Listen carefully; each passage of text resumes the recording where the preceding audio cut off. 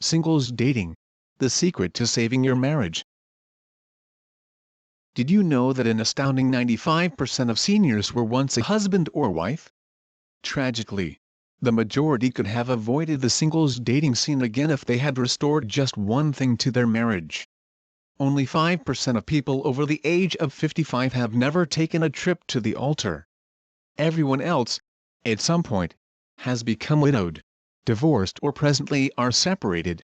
All this begs the question: what on earth happened to all these marriages? The reasons for failed marriages are numerous, of course. The first shocker is that it doesn't take long for a married couple to lose the spark and romance, as noted by love and sex expert Dr. Laura Berman.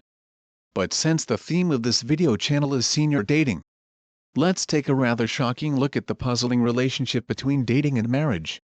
Or more pointedly, the lack of relationship. Isn't it curious that in our youth, we date with the intent to get married, and when dating provides us with the love of our life, for what we wish to be the rest of our life, we soon after stop dating? Of course, this is not to suggest that we should continue to date other people once we have married. Our mission is to bring seniors together, not drive them apart. Could it be that one key reason for high separation and divorce rates is that over a period of time in a marriage, as husband and wife, we stop dating each other? What's that you say? You haven't fallen into that trap? As evidence, you point out that just 3 months ago, after sending your youngest child off to college, you brought your famous salsa dip to the annual potluck neighborhood watch party. Really? That's your idea of a date? This is not to suggest that you are in urgent need of some dating advice. But unless you manage to drop off the salsa dip and sneak off for a romantic candlelight picnic before returning just in time to wish everyone a good night, your outing smacks of being more of a marital obligation than a date. Getting beyond the excuses. Who says that we should stop dating and courting each other once we exchange vows? There are some good reasons, of course, that this happens. In early adulthood, we had the luxury of focusing on each other. But marriage was soon followed by busy his and her careers, and then the arrival of children that necessitated us to focus on them for the next 20 years or more. In a good marriage, it's hard enough to justify granting ourselves a dating pardon for the first 20 years or so, but what about now? Haven't you noticed that the kids are off to university or maybe even left the nest to blaze their own trail? That deafening silence you hear around the house used to be your green light to stoke up the fireplace, pop a bottle of fine wine, set the mood with a romantic musical backdrop, and focus entirely on each other. Time to sizzle, not fizzle. So how do we shake up a stagnant marriage, or heaven forbid, risk divorce and join the growing ranks of singles dating? The answer could be as simple as repeating what got us hitched in the first place. Start dating again, as a couple. Please don't tell me that your dating instinct has you reaching for the yellow pages to look up your favorite restaurant. Honestly? After all these years of wedded bliss, do you really have so much to catch up on that your first idea of a date is a quiet dinner together? Surely you can do better than that, since you both deserve better than that. At the very least, why not surprise your significant other with a romantic weekend getaway to a lodge, an exciting 4-day junket to Las Vegas, or even that 7-day all-inclusive trip to the tropics that you have been putting off for years? Aren't you both worthy of an event that says, after all these years, you still love him or her and would marry him or her all over again? Come to think of it, why not do just that? Go state your vows again to each other on a beach somewhere, and then shack up for a day or two in a hotel room.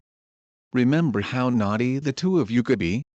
Do something to restart your marriage, rekindle the spark, and rediscover the fun of your courting days when you were falling hopelessly in love.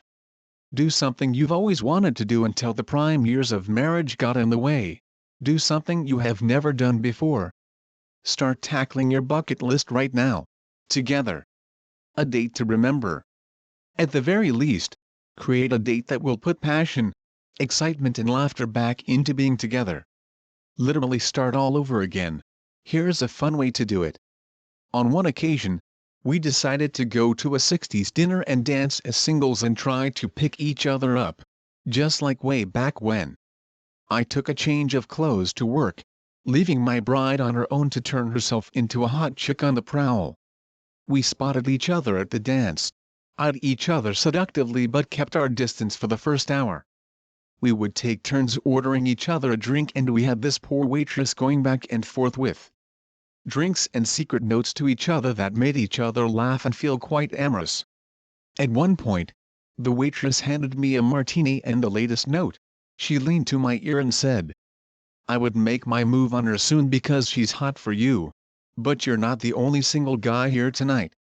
As advised, I shuffled over to see the disc jockey, trading glances with her along the way. As I walked toward her, I could feel my heart flutter just like it did more than 30 years earlier. As I extended my hand and asked her for a dance, our wedding song was suddenly playing. As we danced slowly, I could tell she was just as caught up in the moment as I was. We danced the night away, laughed more than we had in years, and our second first date was even better this time because, at the end of the evening, I got to go home with her, proving that I still have the old charm. Let's just say it was a good thing that neither of us had to go to work the next day. This isn't the type of thing for you? No problem. A bunch of little things can start the process, such as 1. A dozen roses for no reason at all. 2. A greeting card for no special occasion other than to say how much you love him or her. 3. Disrupt the pattern by doing something impulsive like a hand-in-hand walk in the park. 4. Buy a pair of tickets to something he or she likes to do and formally call it a date. 5. Send him or her a seductive email at work and say a surprise awaits you at home. How's that for a tease to stir things up? Wouldn't you rather avoid the singles dating scene all over again? Even flirtatious and spontaneous exchanges like the above can bring the spark back into a marriage. It could even lead to a date this Friday with the guy or gal of your dreams. And who knows? You might even get lucky. For more great 50+ dating information, visit the link below this video.